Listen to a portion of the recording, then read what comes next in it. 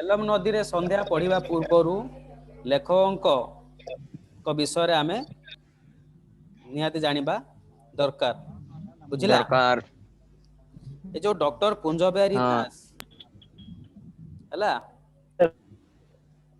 Doctor କୁଞ୍ଜ ବିହାରୀ ଦାସ ସେ ଏକାଧାରରେ କବି, ଔପନ୍ୟାସିକ, ଅନୁବାଦକ, ପ୍ରାବନ୍ଧିକ, ସାହିତ୍ୟ ସମାଲୋଚକ, ଭ୍ରମଣ ସାହିତ୍ୟ ଓ ଆତ୍ମଜୀବନୀର ଲେଖକ ଆଉ ଗବେଷକ ଭାବରେ ତାଙ୍କର ଖ୍ୟାତି ମଧ୍ୟ ସୁବିଦିତ। ତମେ ଶୁଣିଥିବ ବିଶ୍ୱ ଭାରତୀ ବିଶ୍ୱବିଦ୍ୟାଳୟ ଅଛି କୋଲକାତା ଟିକେ ଆଗକୁ ଅଛି ସେଟା ବୋଲପୁର ରେ ଅଛି ହେଲା ସେଇଠି ସିଏ ଗବେଷଣା କରିଥିଲେ। ସେଇଠି ସେ ଗବେଷଣା କରି ହେଲା ସେଇଠୁ ସେ PhD ଡିଗ୍ରୀ ହାସଲ କରିଥିଲେ। କିନ୍ତୁ ସେ ଜଣେ ଗବେଷକ ଓ ସମାଲୋଚକ ବୁଝିଲା। ସେଇ ଯୋଉ ଲେଖକ କୁଞ୍ଜ ବିହାରୀ ଦାସ 7 ମାର୍ଚ୍ଚ 1914 ମସିହାରେ ପୁରୀ ଜିଲ୍ଲା ନିମାପଡ଼ା ଅନ୍ତର୍ଗତ ରେଞ୍ଚ ଶାସନରେ ଜନ୍ମଗ୍ରହଣ କରନ୍ତି। ବୁଝିଲା 7 ମାର୍ଚ୍ଚ 1914 ମସିହାରେ ପୁରୀ ଜିଲ୍ଲା ନିମାପଡ଼ା ଅନ୍ତର୍ଗତ ରେଞ୍ଚ ଶାସନରେ ସେ ଜନ୍ମଗ୍ରହଣ କରନ୍ତି। ହେଲା ତାଙ୍କ ସାରସ୍ୱତ ଜୀବନର ଶୁଭାରମ୍ଭ ହୋଇଥିଲା କବି ଭାବରେ। ସେ ପ୍ରଥମେ କବିତା ଲେଖିଲେ ତାପରେ ଯାଇକି ଅନ୍ୟାନ୍ୟ ଦିଗକୁ ସେ ଯାଇଛନ୍ତି। ଗଦ୍ୟ ପଦ୍ୟ ଉଭୟ କ୍ଷେତ୍ରରେ ସେ ଲେଖନୀ ଚାଳନା କରି ସୁନାମ ଅର୍ଜନ କରିଛନ୍ତି। କୁଞ୍ଜ ବିହାରୀ ଦାସ ସାରସ୍ୱତ ସାଙ୍ଗଠିକ ଭାବରେ ସେ ବହୁ ସାହିତ୍ୟ ଅନୁଷ୍ଠାନ ସହିତ ଜଡ଼ିତ। ତାଙ୍କର ରଚିତ ଯଦି ତମେ ସେ ଯାହା ରଚନା କରିଛନ୍ତି ଯଦି କବିତା ଆମେ ଦେଖିବା ଛିନ୍ନମସ୍ତା, ପ୍ରଭାତୀ, କଳକଲ୍ଲୋଳ, ନବମାଳିକା ଏସବୁ ତାଙ୍କର କବିତା। ସେ ସବୁ କବିତା ରଚନା କରିଛନ୍ତି।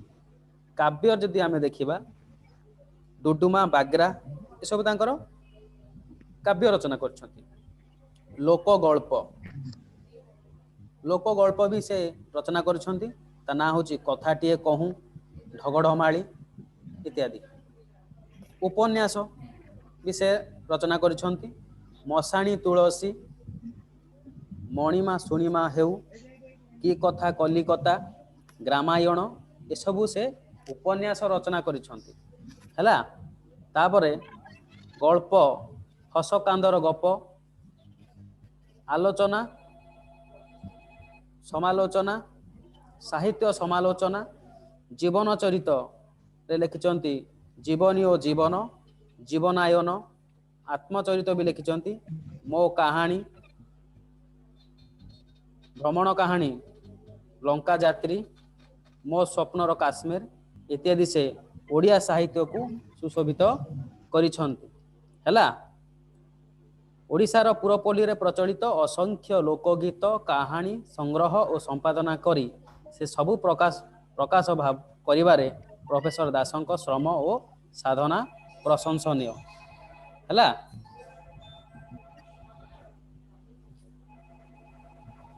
ଶୁଣା ଯାଉଛି ମୋ କଥା?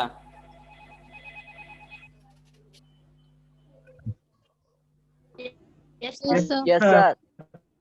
ହଉ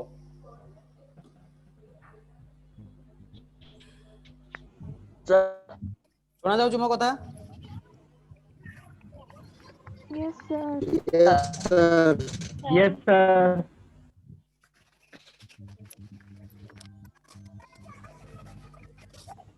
ସେଇ ଯୋଉ ସିଏ କୁଞ୍ଜ ବିହାରୀ ଦାସ ସେ ଲୋକ लोक गीत लोक कहानी है लोकों कथा से कहते तापरे देख ये जो मु कहली झेलम नदी रे संध्या ताकर जो गद्य अच्छी ये जो गद्य ताकर मो स्वप्नर काश्मीर है मु कही मो स्वप्नर काश्मीर बोली से भ्रमण कहानी पुस्तक लिखिं से जो भ्रमण कहानी पुस्तक रु आसी ये जो झेलम नदी रे संध्या बुझिपार तुमको पचरा जीव झेलम नदी रे संध्या कोठू आसी कौन कहब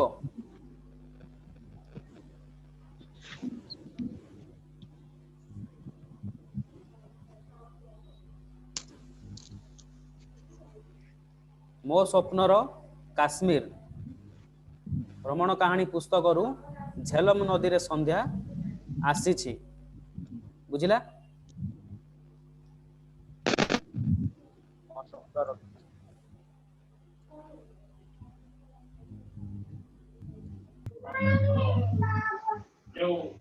देखो ये जो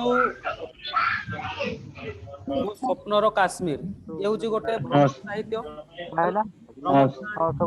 आमे भ्रमण कहानी सुनिया पूर्व आमे कहया भ्रमण साहित्य कौन से भ्रमण कौन गाड़ी पळे आइला ना नहीं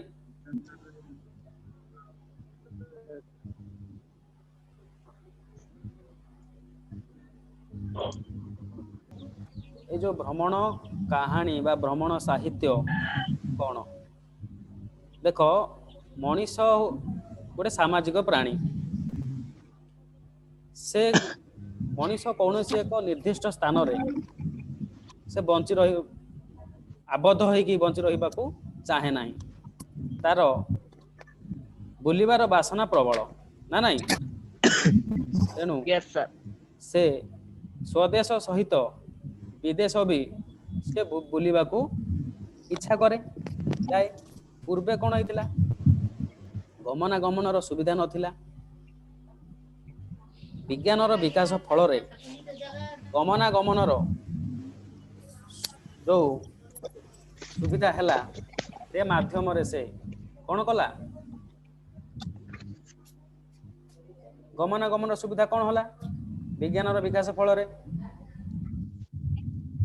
जलपथ तल आकाश पथरे से जो तार प्रतिबंधक थिला गमनागमनर से भल भाव रे से बुली पारिला स्वदेश गला विदेश भी जाइकी बुलिकी आसिला से जो विदेश जाइकी हैला अन्य देश को जाई सेठरे जो बुलाबुली कला बुलाबुली करबा पर सेठर किछि अनुभूति हैला सेठर किछि अनुभूति से पाइला को आनी ताको पुंजी करिकी से कलम रे से भ्रमण कहानी लेखिला बुझिला यस सर सेही जो भ्रमण कहानी आनी कि कोन कला संग्रह करिकी बस तार अनुभूति हैला तार अनुभूति को पुंजी करी से भ्रमण कहानी देखले सेमिति लेखक एठे हैला सेमिति भ्रमण गोटे पुस्तक लिखिछन्ती मो स्वप्नर काश्मीर बोली गोटे भ्रमण पुस्तक लिखिछन्ती मो स्वप्नर काश्मीर सेही मो स्वप्नर काश्मीर रु झेलम नदी रे संध्या आसीछि बुझि पारलो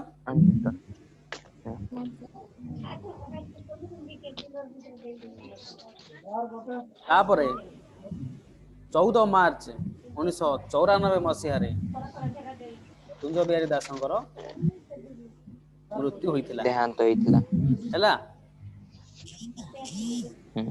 ये जो झेलम नदी किछ ना ये झेलम नदी गद्य हेले मध्य ये होची गोटे हैला काश्मीर रो ये होची गोटे गल्प हैला काश्मीर होची गोटे लोक सत कहानी ते कष्ट नाही हम ध्यान देकी सुनो आ मो स्क्रीन रे शेयर करची देखो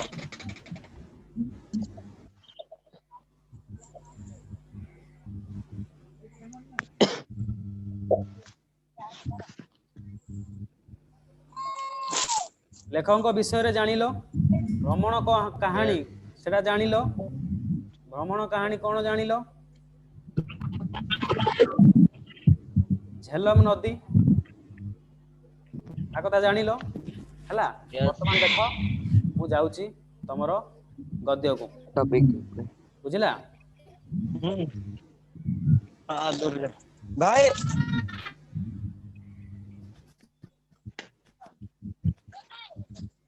ଝେଲମ କୂଳରେ ଝେଲମ ମାର କୋଳରେ ଶ୍ରୀ ନଗରବାସୀ ଲାଳିତ। ओके रवि के कौन है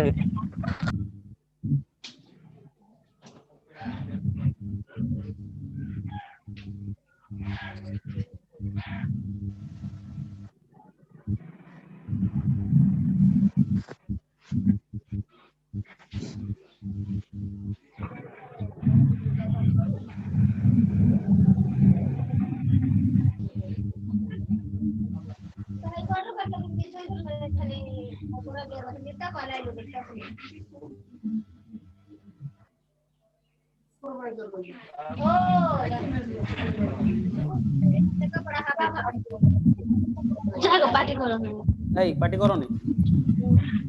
ଦେଖ ଝେଲମ କୂଳରେ ଝେଲମ ମାର କୋଳରେ ଶ୍ରୀ ନଗରବାସୀ ଲାଳିତ। କଣ କହିଲା? ଝେଲମ କୂଳରେ। ଝେଲମ ମୁଁ କହିଥିଲି ତମକୁ, ଝେଲମ ଗୋଟେ ନଦୀ ଅଛି କୋଉଠି ନା କାଶ୍ମୀର, ଜାମ୍ମୁ କାଶ୍ମୀର ଗୋଟେ ଝେଲମ ନଦୀ ଅଛି ହେଲା। ସେଇ ଜାମ୍ମୁ କାଶ୍ମୀର ଏପଟେ କୁଞ୍ଜ ବିହାରୀ ଦାସ ଭ୍ରମଣ କରି ଯାହା କିଛି ପୁଞ୍ଜି କରିଥିଲେ ତାକୁ ଲେଖିଛନ୍ତି ହେଲା। ଝେଲମ କୂଳରେ ଝେଲମ ମାର କୋଳରେ ଶ୍ରୀ ନଗରବାସୀ ଲାଳିତ। ଏଇ ଯୋଉ ଝେଲମ ନଦୀ ଅଛି, ଝେଲମ ନଦୀ କୂଳରେ ଝେଲମ ମାର କୋଳରେ ଶ୍ରୀନଗରବାସୀ ହେଲା। ଶ୍ରୀନଗର ଅଛି କାଶ୍ମୀର, ଜାମ୍ମୁ କାଶ୍ମୀର ଶ୍ରୀନଗର ଅଛି ନା ନାଇଁ? ସେଇ ଯୋଉ ଶ୍ରୀନଗର ବାସୀ ବା ଲୋକମାନେ ଲାଳିତ। ଏହାର କଳକଳ ଧ୍ୱନି କାହାର ଜୀବନ ସ୍ମୃତି କି ବା ଜୀବନ୍ତ କରେ ନାହିଁ। କାହାର କଳକଳ ଧ୍ୱନି? ଏଇ ଯୋଉ ଝେଲମ ନଦୀର କଳକଳ ଧ୍ୱନି କାହାର ଜୀବନ ସ୍ମୃତି କି ଜୀବନ୍ତ କରେ ନାହିଁ। ସଦା ପୂର୍ଣ୍ଣ ଜଳା ସୁନାବ୍ୟା କାଶ୍ମୀରବାସୀ ଏହି ନଦୀର ପ୍ରଶଂସା। ସଦା ପୂର୍ଣ୍ଣ ଜଳା ସେଇ ଯୋଉ ଝେଲମ ନଦୀ ହେଲା, ସେଇ ଯୋଉ ଝେଲମ ନଦୀ ପୂର୍ଣ୍ଣ ଜଳା, ସବୁବେଳେ ସେ ନଦୀରେ ଜଳ ପୂର୍ଣ୍ଣ ହେଲା।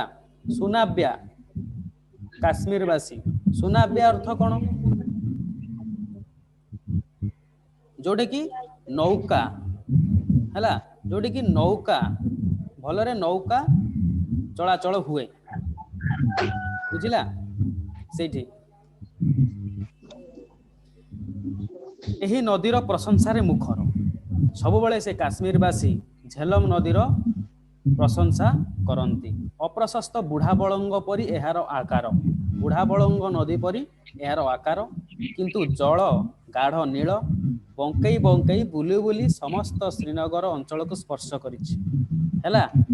ଝେଲମକୁ ବାଦ ଦେଲେ ଶ୍ରୀନଗରରୁ ଶ୍ରୀଟିକୁ ବାଦ ଦେବାକୁ ହେବ। ଝେଲମକୁ ଯଦି ବାଦ ଦେବ, ଝେଲମ ନଦୀକୁ ଯଦି ବା ଝେଲମକୁ ଯଦି ବାଦ ଦେଲେ ଶ୍ରୀନଗରରୁ ଶ୍ରୀଟିକୁ ବାଦ ଦେବାକୁ ହବ।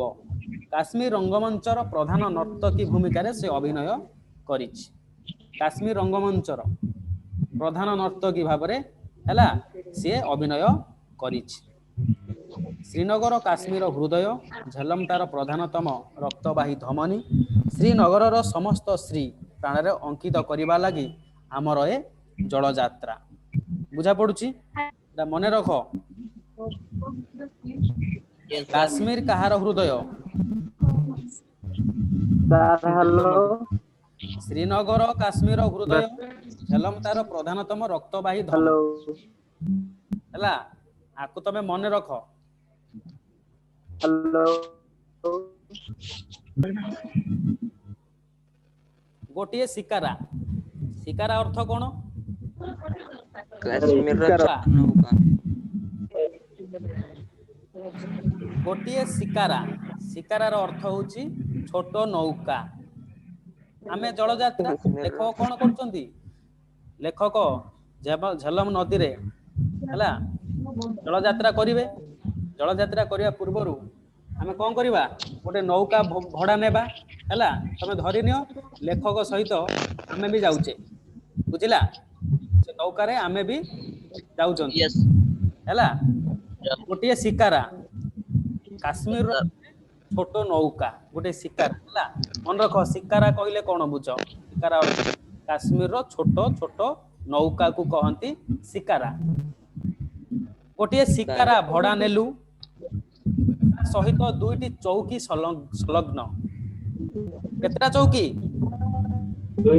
ଦିଟା ଚୌକି ହେଲା ଗୋଟିଏ ନୌକା ଭଡ଼ା ନେଲୁ ତା ସହିତ ଚୌକି ସଂଲଗ୍ନ ସେ ଯୋଉ ଚୌକିରେ କଣ ହେଇଛି ସେଥିରେ ମଖମଲି ଗଦି ପଡ଼ିଛି ଅକ୍ଲେଶରେ 4 ଜଣ ବସି ପାରିବେ ଅତି କମ ରେ 4 ଜଣ ହିଁ ବସି ପାରିବେ ଅକ୍ଲେଶରେ ହେଲା ମୁଣ୍ଡ ଉପରେ ଚିତ୍ର ବିଚିତ୍ର ଚାନ୍ଦୁଆ ଟଣା ହୋଇଛି ମୁଣ୍ଡ ଉପରେ ଚିତ୍ର ବିଚିତ୍ର ଚାନ୍ଦୁଆ ଟଣା ହୋଇଛି ବୁଝିପାରୁଛ ଚାନ୍ଦୁଆର 4 ଖମ୍ବରେ ନାଲି ନେଳି ହଳଦିଆ ରଙ୍ଗର କାଗଜ ଗୁଡା ହୋଇଛି Sir, Rockamoli means ମଖମଲି again. ମଖମଲି ନରମ ହେଲା Thank you, sir. Thank you. ନରମ କୋମଳ ବୁଝିଲା ଯୋଉ କହନ୍ତି ଗଦି କହନ୍ତି ହେଲା ଯୋଉଟା କି ବସିଲେ ଟିକେ ନରମ ଲାଗେ ହେଲା ସେଥିରେ ମଖମଲି ଗଦି ପଡିଛି ଅକ୍ଲେଶରେ 4 ଜଣ ହିଁ ବସି ପାରିବେ ମୁଣ୍ଡ ଉପରେ ଚିତ୍ର ବିଚିତ୍ର ଚାନ୍ଦୁଆ ଟଣା ହୋଇଛି ଚାନ୍ଦୁଆର 4 ଖମ୍ବରେ ହେଲା ନୌକାଟା ଅଛି ହେଲା ନୌକାରେ ତମେ ଦେଖିଥିବ କେବେ ନୌକା ଦେଖିଛ Yes, sir. ହଁ ନୌକା ସମସ୍ତେ ଦେଖିଥିବ ସେ ଯୋଉ ନୌକା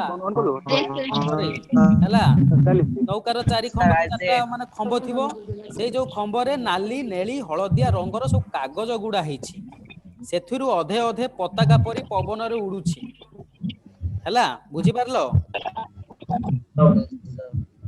ହାଞ୍ଜି ତମେ କହିବ ହାଞ୍ଜି କିଏ ହାଞ୍ଜି ହେଉଛି ଗୋଟେ ନାଉରିଆ Nauri. ମୁସଲମାନ ନାଉରିଆ ହାଞ୍ଜି ତାର ଏୟାରଟେଲ ଜିଓ ହାଞ୍ଜି ହେଉଛି ଗୋଟେ ମୁସଲମାନ ନାଉରିଆ ମନେ ରଖ ଶୁଣ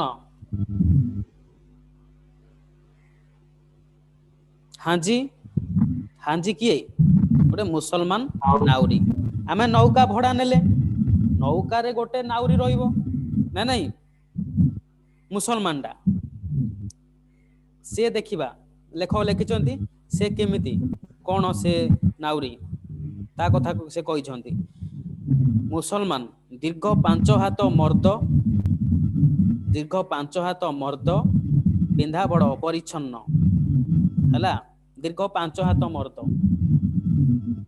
ସେ ପିନ୍ଧିଛି ଗୋଟେ 5 ହାତ ଗୋଟେ ମର୍ଦ ହେଲା ଗୋଟେ ବସ୍ତ୍ର ପିନ୍ଧିଛି ପିନ୍ଧା ବଡ଼ ଅପରିଚ୍ଛନ୍ନ ଏ ଯୋଉ ପିନ୍ଧିଛି ସେ ପିନ୍ଧା ବଡ଼ ଅପରିଚ୍ଛନ୍ନ ଗଦିକୁ ଝାଡ଼ି ଝୁଡ଼ି ଆମକୁ ବଡ଼ ଆଦରରେ ବସାଇଲା କାହାକୁ ବସାଇଲା ଲେଖକଙ୍କୁ ବସାଇଲା ନା ନାଇଁ ଗଦିକୁ ଝାଡ଼ି ଝୁଡ଼ କରି ଆଦରରେ ବସାଇଲା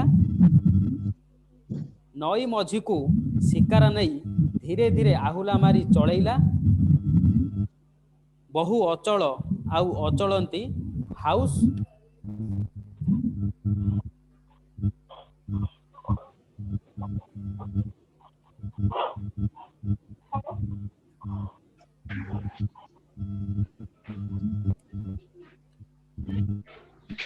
ଝାଡ଼ଝୁଡ଼ କରି ଆମକୁ ବଡ଼ ଆଦରରେ ବସାଇଲା ନଈ ମଝିକୁ ଶିକାରା ନେଲା କିଏ ନେଲା ନାଉରୀ ନେଲା ଧୀରେ ଧୀରେ ଆହୁଲା ମାରି ତାକୁ ଚଳେଇଲା ବହୁ ଅଚଳ ଆଉ ଅଚଳନ୍ତି ହାଉସ୍ ବୋର୍ଡ ମଝିରେ ଚାଲିଲା ଆମର ନୌକା ବା ଶିକାରା ପଛେଇ ରହିଲା ଗୋଟିଏ ଗୋଟିଏ ସୌଧ ଦେଖ ଆମେ ଠିଆ ହେଇଛନ୍ତି କି ନୌକାରେ ବସିଛନ୍ତି ଯଦି ଆମେ ବସିଛନ୍ତି ନୌକା ଯଦି ଅଛି ଆମର ଯୋଉ ଡାହାଣ ପାର୍ଶ୍ୱରେ ଆଉ ବାମ ପାର୍ଶ୍ୱରେ ଯେତିକି ସବୁ ସୌଧ ରହୁ ଉଦ୍ୟାନ ରହୁ ସେତୁ ରହୁ କି ଘାଟ ରହୁ ଯାହା କିଛି ରହୁ ସେଟା ଆରାମ ରହିଥାଉଛି ଯଦି ଆମେ ଆଗକୁ ଆଗକୁ ଯାଉଛନ୍ତି ତାହେଲେ କଣ ହଉଛି ସେ ଦେଖ ପଛେଇ ରହିଲା ଗୋଟିଏ ଗୋଟିଏ ସୌଧ ଉଦ୍ୟାନ ସେତୁ ଆମେ ଯଦି ଆଗକୁ ଆଗକୁ ଗଲେ से सबु सौध उद्यान सेतु आउ घाट सबुतक पछकु पछ रहिला ना नहीं बुझा पड़ला सर 14 मीन्स हाँ सर नदीर से जो नदी झेलम नदी नदीर दुई पटे नगर दुई अंश रही मझिरे नदी रहिला हैला नदीर दुई सर पटे कौन अछि नगर रही देखिबो केमिति नगर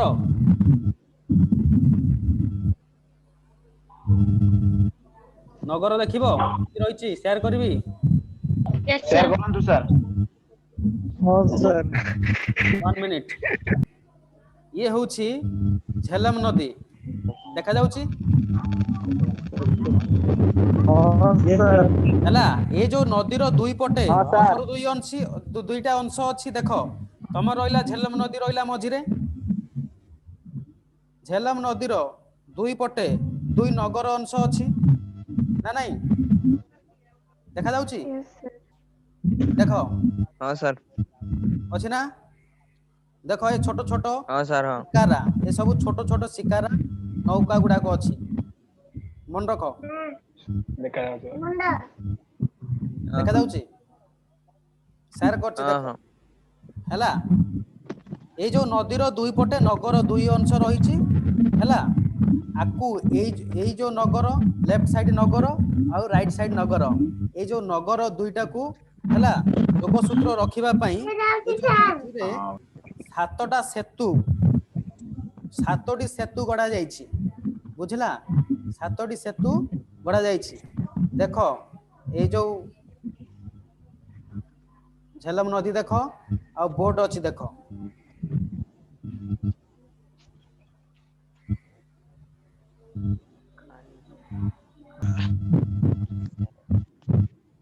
से जो मु शेयर कली देखिल हैला से जो नदी नदीर दुई पटे नगर दुई अंश रही अछि जोगसूत्र रखिबा लागि सातोटी सेतु गड़ा जाइछि केतोटी सेतु सातोटी सेतु गड़ा जाइछि विभिन्न जुगरे विभिन्न शासकों समय एगुड़िक निर्मित होइछि हैला से जो सातोटी सेतु रही विभिन्न शासकों समय हैला विभिन्न शासकों समय ए सातोटी सेतु गड़ा जाइछि विभिन्न जुगरे हैला आलेखदल मन रख आलेखदल सबुठारु प्राचीन सेतु जहा 1417 ख्रीष्टाब्द रे अली अलसाहଙ୍କ ସମୟରେ ଏହା ନିର୍ମିତ ହୋଇଥିଲା ମନେ ରଖ ସବୁଠାରୁ ପ୍ରାଚୀନ ସେତୁ କଣ ଆଉ କାହା ସମୟରେ ତାକୁ ନିର୍ମିତ କରା ଯାଇଥିଲା ବୁଝିଲା ସବୁଠାରୁ ପ୍ରାଚୀନ ସେତୁ କଣ ଆଲିକଦଲ ଆଲିକଦଲ ହେଉଛି ସବୁଠାରୁ ପ୍ରାଚୀନ ଏ ଯୋଉ ସାତଟି ସେତୁ ମଧ୍ୟରେ ସବୁଠୁ ପ୍ରାଚୀନ ହେଉଛି ଆଲିକଦଲ ସେତୁ ଯାହା 1417 ଖ୍ରୀଷ୍ଟାବ୍ଦରେ ଅଲି ଅଲସାହଙ୍କ ସମୟରେ ଏହା ନିର୍ମିତ ହୋଇଥିଲା ତା ଛଡା ଆଉ ଯୋଉ 6ଟା ସେତୁ ଅଛି ଶୁଣ ଅମିର କଦଲ ହେଉଛି ଗୋଟେ ସେତୁ ବା ବ୍ରିଜ ଅବା କଦଲ ଫତେ କଦଲ ଜୈନ କଦଲ ନୱା କଦଲ ସଫା କଦଲ ନାମରେ ଏହିଭଳି 6 ଗୋଟି ସେତୁ ଅଛି ବୁଝିପାରିଲ କେତେଟା ସେତୁ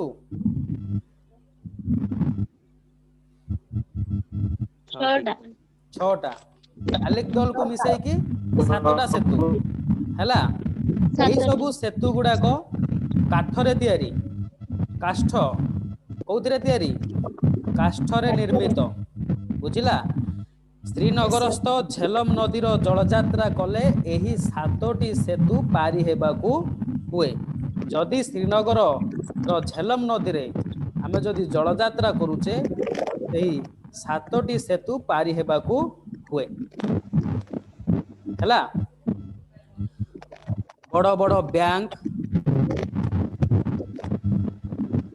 विद्यालय होटेल कॉलेज मंदिर मस्जिद गोदाम कारखाना झेलम कूल को आवरी रही देखिल ଫଟୋ ଦେଖିଥିଲ କୂଳକୁ କେମିତି Yes, sir.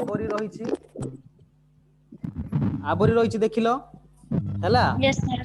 ଅହରହ ଯାତ୍ରୀ ଆଉ ବାଣିଜ୍ୟ ତରୀ, ଅହରହ ଯାତ୍ରୀ ଆଉ ବାଣିଜ୍ୟ ତରୀ ଯୋଉମାନେ ନୌକାରେ ବ୍ୟବସାୟ କରନ୍ତି ହେଲା, ଏହି ନଦୀରେ ଯାତାୟାତ କରୁଅଛନ୍ତି।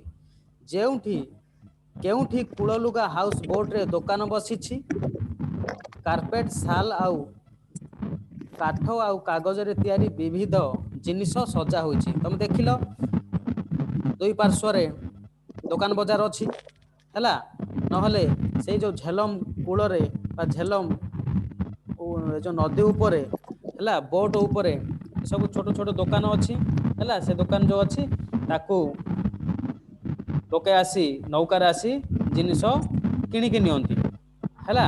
ଲୋକେ ଶିକାରରେ ଆସି ଜିନିଷ ପତ୍ର ଖର୍ଦି କରି ନେଉଛନ୍ତି। ଖର୍ଦି ଅର୍ଥ କଣ? କିଣିବା। କିଣିକି ନେଉଛନ୍ତି ସାର୍। ହଁ, କିଣି ନେଉଛନ୍ତି। କେଉଁଠି ନୌକାରେ ଗୋଟିଏ ଗୋଟିଏ ପରିବାର ବାସ କରୁଛନ୍ତି। ସେ ନୌକାରେ ହିଁ କେଉଁଠି ଗୋଟିଏ ଗୋଟିଏ ପରିବାର ହେଲା ବାସ କରୁଛନ୍ତି। ବାହାର ଜଗତ ସହିତ ମିଶିବାର ସୁଯୋଗ ନାହିଁ, ସବୁବେଳେ ସେ ପାଣି ଭିତରେ ରହିଲେ। ବାହାର ସହିତ ମିଶିବାର ସୁଯୋଗ ନାହିଁ। ଏ ଜଳଗୃହରେ ଛୋଟ ଛୋଟ ପିଲାମାନେ ଖେଳୁଛନ୍ତି। ସେମିତି ଯଦି ଗୋଟେ ପରିବାର ରହିଲା, ସେ ପରିବାରରେ ଛୋଟ ଛୋଟ ପିଲା ରହିବେ, ସମସ୍ତେ ରହିବେ। ଛୋଟ ଛୋଟ ପିଲା କୁଆଡେ ଯିବେ? ସେଇଠି ହିଁ ଖେଳିବେ ନାଇଁ। ଭାଇ ସଙ୍ଗେ ଭଉଣୀ ଖେଳେ। ବଡ଼ ବିଚ୍ଛିନ୍ନ ଜୀବନ, ଚୌଦିଗରେ ଜଳଯାତ୍ରୀ ବାହୀ ନୌକା ବା ବୃହତ୍ ସୌଧ। ବୃହତ୍ ସୌଧ, ସୌଧ କଣ? କୋଠା ବାଡ଼ି, ବଡ଼ ବଡ଼ ସୌଧ, ବଡ଼ ବଡ଼ କୋଠା ହେଲା। ଘରଣୀ ହାଉସ ବୋଟ ଓଳାଉଛି, ଉତ୍ତର ଦିଗକୁ ଅନାଉଛି, ବେଳ ବୁଡ଼ିଲା ସେ କାହିଁ ଆସିଲେ ନାହିଁ। ଘରଣୀ ଗୋଟେ ହାଉସ, ଗୋଟେ ବୋଟରେ ଜଣେ ଗୋଟେ ପରିବାର ବସବାସ କରୁଛନ୍ତି ହେଲା। ସେ କଣ କରିବ? ଆମେ ଯେମିତି ଘରେ ବସବାସ କଲେ ହେଲା, ଘରେ ଯୋଉ ବାସ କରୁଛନ୍ତି, ସକାଳେ ସନ୍ଧ୍ୟାରେ ଆମେ କଣ କରୁଛେ? ଘର ସଫା କରୁଛନ୍ତି, ଓଳାଉଛନ୍ତି।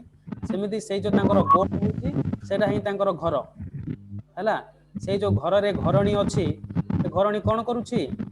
ହାଉସର ବୋଟ ଓଳାଉଛି, ଉତ୍ତର ଦିଗକୁ ଅନାଉଛି, ବେଳ ବୁଡ଼ିଲାଣି ସେ ମୋର ସ୍ୱାମୀ ଯାଇଥିଲେ କାହିଁକି ଆସିନାହାନ୍ତି କହିକି ସେ ଭାବୁଛି। ବୁଝିଲା? Yes, sir.